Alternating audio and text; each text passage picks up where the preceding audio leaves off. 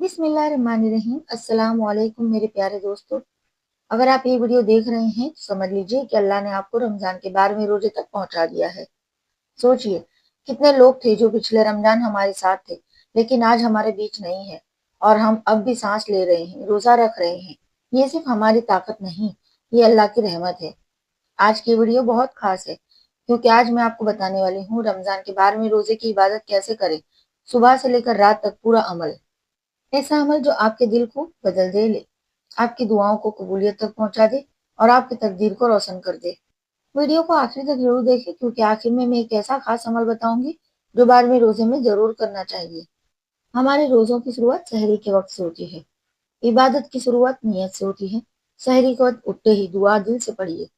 नवैतु अन असुम्मा गदन लिल्लाहि ताला मिन सहरी रमजान। नियत सिर्फ जुबान से नहीं, दिल से होनी चाहिए।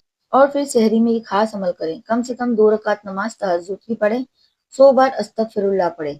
उसकी ये दुआ है, अस्तगफिरुल्लाह रब्बी मिन कुल्लि ज़म्बिन व अतूबु इलैहि। इस दुआ को मुकम्मल पढ़ें। अगर ना पढ़ सको, वक्त नहीं है, तो सिर्फ अस्तगफिरुल्लाह भी आप पढ़ सकते हैं। फिर 11 मरतबा दुरूद शरीफ पढ़ें, क्योंकि तहज्जुद की नमाज वो नमाज है जो तकदीर बदल देती है। फिर सहरी खाएं, तसल्ली से खाएं और अल्लाह से खास दुआ करें कि अल्लाह ताला हमें पूरे रोजे रखने की तौफीक अता फरमाए, मुकम्मल रोजा और सही तरीके से इबादत करने वाला बनाए। फिर फजर की नमाज पढ़ें। फजर की अजान होने के बाद फजर की नमाज पढ़ें।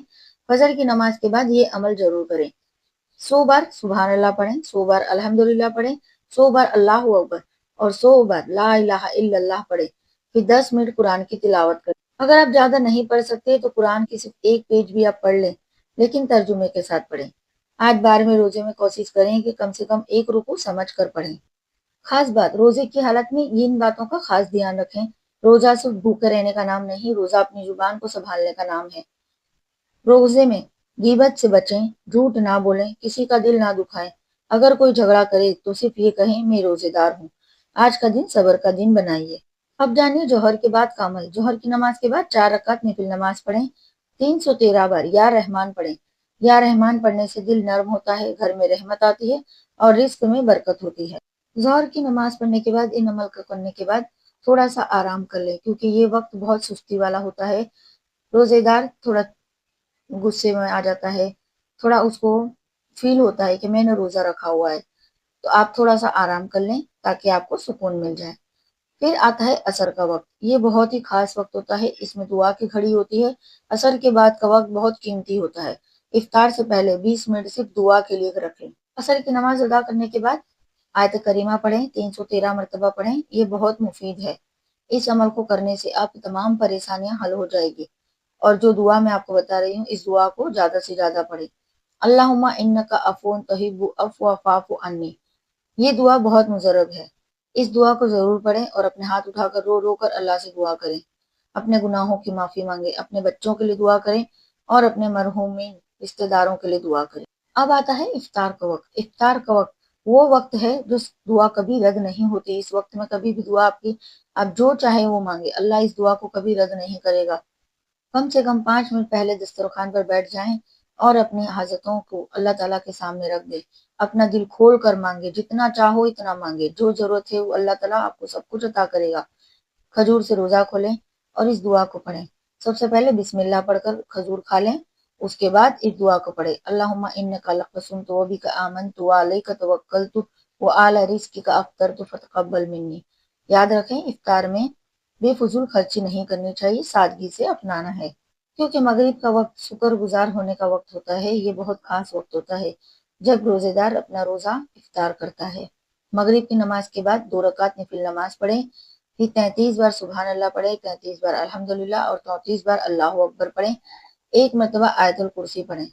ये तस्बीह फातिमा है। रसूलुल्लाह ने ये बीवी फातिमा को बताई थी, हजरत फातिमा को ये तस्बीह बताई थी। आप भी इसे रोजाना पढ़ा करें। आज 12वें रोजे में कोशिश करें कि किसी गरीब को खाना खिलाएं।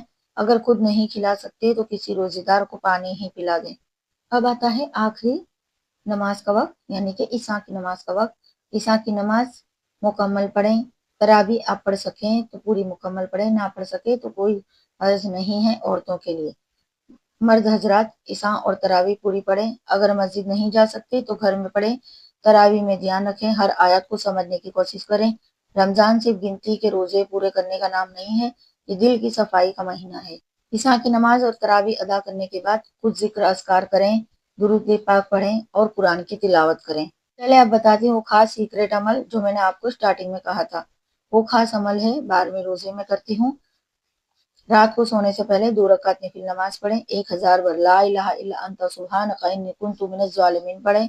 ये दुआ हुजूर हजरत यूनुस अलैहिस्सलाम की दुआ है। इस दुआ से मुसीबतें दूर होती है, बंद दरवाजे खुलते हैं, नामुमकिन काम आसान होते हैं। मेरे प्यारे अजीजों, रमजान का 12वां रोजा भी गुजर जाएगा, लेकिन सवाल यह है, क्या हमारा दिल बदला? क्या हमारी आदतें बदली? क्या हमने अल्लाह से सच्ची रिश्ता जोड़ा है, सच्ची तौबा की है?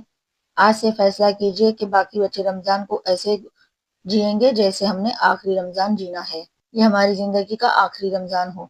अगर आपको ये वीडियो पसंद आया हो तो लाइक जरूर करें, चैनल को सब्सक्राइब करें, मेरी चैनल सारिदा शेख को, और कमेंट में लिखें या अल्लाह मुझे सच्चे रोजेदार बना दे। इंशाल्लाह अगली वीडियो में मिलेंगे रमजान के 13वें रोजे की खास इबादत के साथ। अस्सलामु अलैकुम रहमतुल्लाहि व बरकातुहू।